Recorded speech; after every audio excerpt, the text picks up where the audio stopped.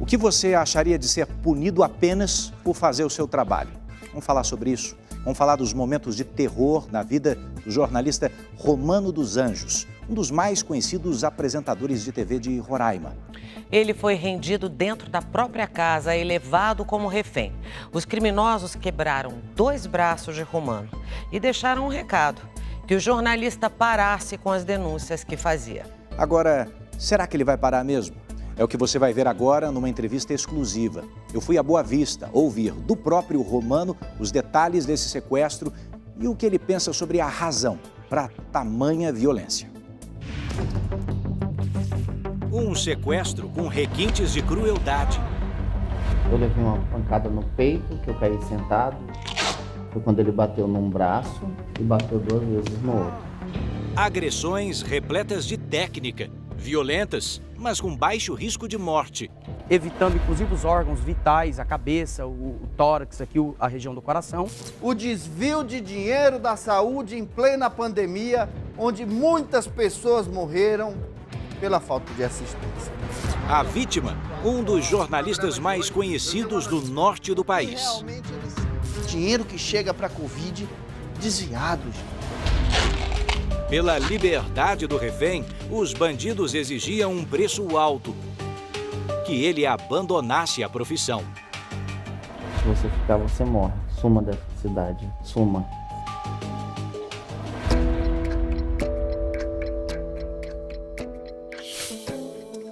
Na aparente segurança da casa recém-construída, um brinde a 2. A gente tinha acabado de brindar, inclusive, quando tudo aconteceu. Mas essa história começa mesmo no estúdio de TV, onde é feito um dos programas policiais mais assistidos do estado de Roraima. De volta com o Mete Bronca, obrigado pela sua audiência. Com um jeitão descontraído, Romano dos Anjos mistura denúncias e opiniões contundentes. Esse é um esquema tão grande, que até agora não se sabe tudo. Há 15 anos no ar, o Mete Bronca é exibido pela TV Imperial, afiliada da Record TV em Boa Vista. Romano é repórter, editor-chefe e apresentador do programa. Com ele no comando há 6 anos, a audiência cresceu na mesma proporção da responsabilidade desse jornalista. Para você ter uma ideia, essas investigações não param só até os diretores, não. Romano, bom dia. No ano passado, aumentou também a presença de Romano nos telejornais de rede da Record TV. Ainda moram nas ruas, hein? Mas, de repente, o jornalista passou para o outro lado. Ele virou a notícia. Foram 12 horas desaparecido nas mãos de criminosos. Tô até nervosa. Com segurança reforçada, Natasha, mulher de Romano, volta pela primeira vez depois do sequestro à casa onde tudo aconteceu. Eu fiquei na casa da minha mãe e hospital. A construção ficou pronta há 1 ano, fruto do trabalho do casal de jornalistas. A gente se mudou dia 25 de novembro do ano passado. E esse nosso jantar, né, era a nossa primeira comemoração do aniversário de 1 ano na nossa casa. Natasha conta que tinha levado o jantar para o quarto, o mesmo lugar em que foram rendidos. Vamos até lá? Vamos. Mas vamos lá, uma hora eu vou ter que enfrentar, né? Até porque é minha casa, é meu sonho. Eu queria muito construir isso. Era o meu sonho construir minha casa. E quando eu construo, quando eu acho que eu estou conseguindo, eu começo a sentir medo de entrar na minha casa. Aqui é o quarto das crianças, aqui é um banheiro social e aqui é o nosso quarto. A gente estava aqui, o Romano estava sentado aqui desse lado, os cachorros latiram muito forte. Ele abriu a porta do quarto e eles já estavam entrando aqui, já estavam no corredor, já estavam dentro de casa. Ela diz que no começo achou que fosse um assalto. Eles chegaram perguntando por dinheiro, perguntando cadê o cofre. A gente não tem cofre em casa. Eles não levaram nada, né? Essa bolsa tem notebook do Romano, meu notebook estava aqui em cima, estava tudo aqui, joias ali em cima. Romano e a mulher foram rendidos e imobilizados com técnicas militares. Eu fiquei aqui e me mandaram eu baixar a cabeça, me baixar e baixar, ajoelhar e baixar a cabeça. Eu fiquei assim, o tempo todo. Eu vi ele com alguém apontando a arma para a cabeça dele, perguntando se ele me amava. Ama sua esposa? Ama sua esposa? Então fica quieto, senão a gente vai matar ela. E já tinha uma outra pessoa aqui com uma arma na minha cabeça também.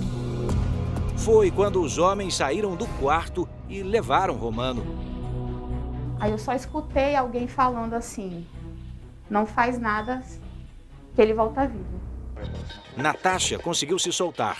Os sequestradores tinham deixado a casa às escuras e com a TV no volume máximo. A porta do quarto dos meus filhos estava aberta e aquela porta do corredor estava fechada. Eu entrei no quarto dos meus filhos, né? Eu abri aqui a janela e pulei, saí por aqui.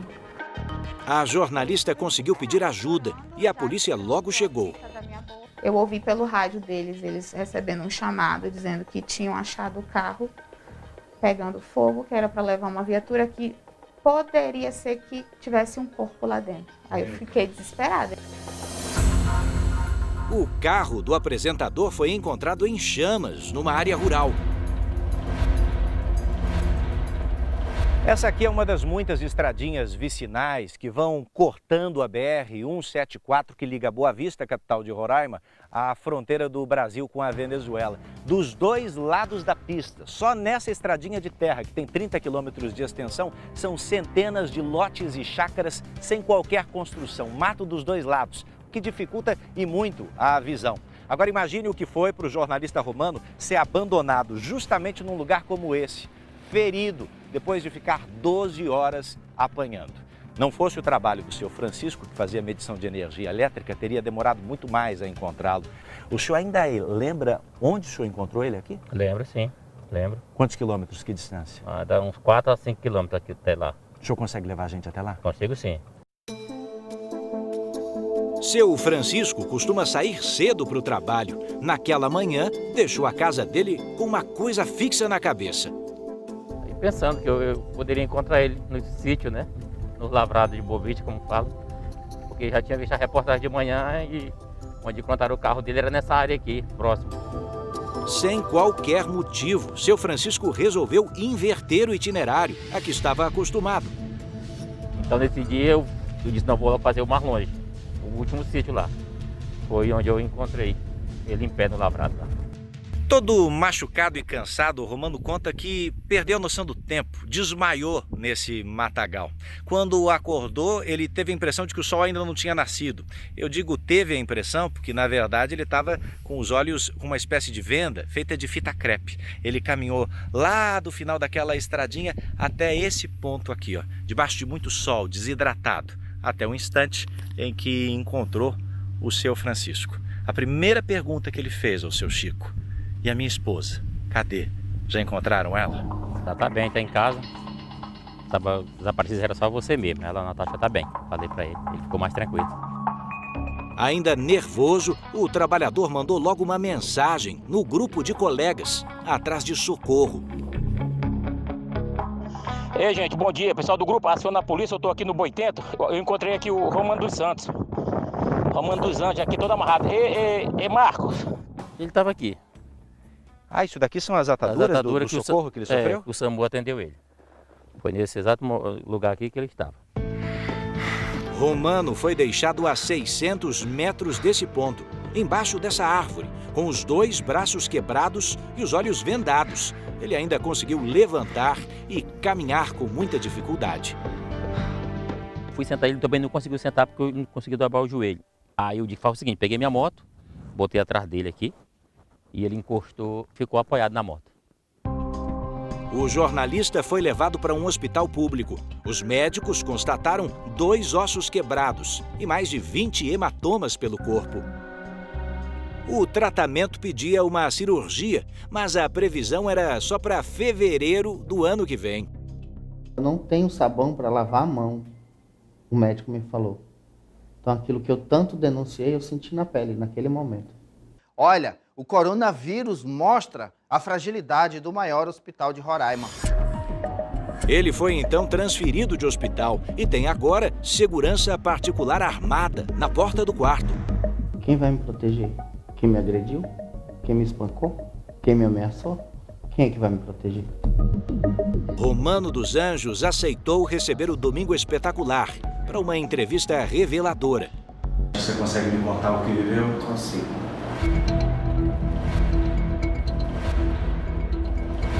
O jornalista lembra que ao acordar naquele matagal, o sol já estava nascendo. Sem conseguir remover a fita adesiva dos olhos, nem levantar, ele se arrastou. E depois de muito esforço consegui ficar em pé e seguir andando pela estrada de chão onde eu olhava pela brecha da fita. No hospital, com os 2 braços engessados, ele se esforça para assinar o depoimento que acaba de dar à polícia e aponta o que mais chamou a atenção dele durante o sequestro. Me algemaram, eu lembro da algema, o barulho característico de algema, o metal na minha pele, e eles me levaram e colocaram dentro do meu carro. E aí começou toda a saga até, em um determinado ponto, eles me trocarem de carro. A polícia já identificou o modelo da caminhonete, tem até imagens de uma câmera de segurança, mas ainda não a encontrou. No meu carro tinham 3 pessoas, no outro tinham 4, além de mim. E eles falavam pouco, mas o que eles falavam era para que eu pudesse decorar. Como um tentando falar em espanhol, para que eu acreditasse que ele fosse um venezuelano. Esse que imitava o venezuelano, ele chamava alguns palavrões em espanhol e se referia a uma facção criminosa da Venezuela, mas ele não era um venezuelano. Ele era um brasileiro, imitando um venezuelano. Eles estavam tentando vender uma versão para que você não soubesse, a real intenção. Em um determinado momento, um falou assim, um brasileiro: você gosta muito de denunciar, né? Você, quando está lá no estúdio, você gosta muito de denunciar. Eles citaram nomes de 2 políticos importantes aqui do estado. Eles utilizaram isso como uma forma de esconder verdadeiramente quem mandou. Direcionar o meu pensamento a esses políticos, e eles sabendo que a polícia iria me encontrar, pela forma como eles deixaram a possibilidade de eu ser encontrado era grande, de eu relatar esses nomes para a polícia.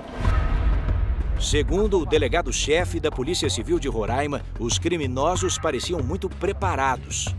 São pessoas treinadas com algumas táticas, né? Nós podemos ter uma empresa de vigilância, algum segurança profissional. Até agora ninguém foi preso, mas a polícia já tem uma linha de investigação. Foi um recado, quase certeza que foi um recado. Agora a gente precisa saber de onde veio esse recado. O jornalista acredita que o aviso violento não foi só para ele. Eu acho que até outros colegas de imprensa vão pensar 2 vezes antes de denunciar alguma coisa agora. Aconteceu comigo, mas o recado não foi só para mim. Em nota, a Associação Brasileira de Rádio e Televisão repudiou as agressões sofridas por Romano e Natasha e se colocou a favor da liberdade de imprensa e de expressão.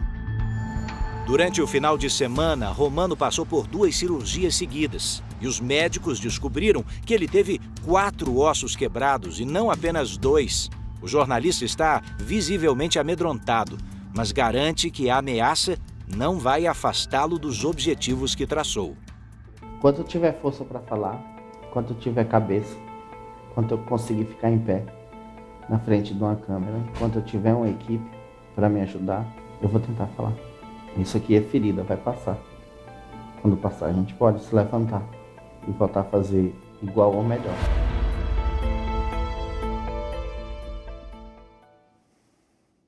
Difícil, né?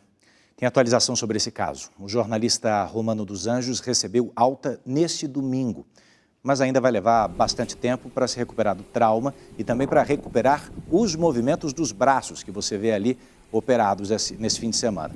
Ele foi levado para um lugar seguro, que nós não vamos divulgar, onde vai esperar, é claro, uma investigação criteriosa desse caso, assim como nós, que vamos continuar cobrando.